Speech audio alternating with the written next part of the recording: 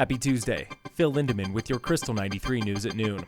We saw it coming for months now. This year's real estate market will not beat last year's unprecedented boom of nearly $3 billion. But this year's market has already broke the $2 billion mark for only the third time in history. Home sales in Breck alone total nearly $500 million through November. Silverthorne remains a highlight, $250 million in home sales, the second most behind Breck.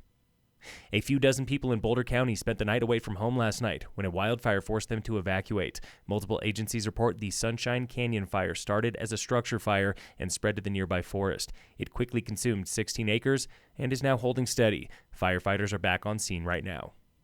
The arrest log at Summit Sheriff's Office was smaller than usual this week. Just 5 people were booked or cited, including a woman in Keystone arrested for domestic violence and third-degree assault. A Summit man was booked on similar, though unrelated charges, including child abuse. Town of Dillon is talking about a possible pay raise for council members tonight. Council currently earns $500 per month. The mayor earns $1,000 per month. Dillon raised compensation by $100 for everyone back in 2020.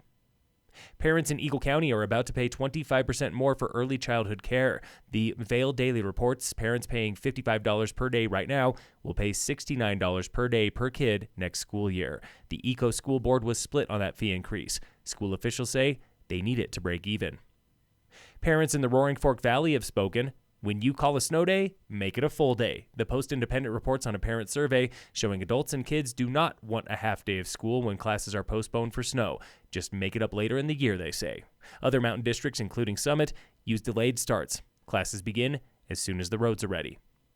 Genetic genealogy helped Mesa County coroners identify human remains found on the western slope in 2019. Out There, Colorado reports on Larry Dean Watts. His bones were found south of Grand Junction 2 years ago by a hunting party. Genetic genealogy is the same technology used twice by Summit County coroner earlier this year. First to identify remains found in the 10-mile range, and again to positively identify Alan Lee Phillips as the man who murdered 2 Breckenridge women in 1982. Phillips is now serving life in prison. Local avalanche danger is down to moderate today at all elevations in Summit County and the Vail area. Your problem is still persistent slab on northwest through southeast aspects. These slides could be large and deadly. In sports, the Avalanche beat the Islanders last night 1-0 on a shootout. Tonight, the Nuggets play the Grizzlies at 8 on TNT. And in local sports, brought to you by Cassandra Schultz & Associates with American Family in Dillon. All Summit High sports are off for the holiday. They'll be back after the new year. The Breckenridge Vipers will be back on home ice in 3 weeks for a 2-game home series with the Las Vegas Millionaires.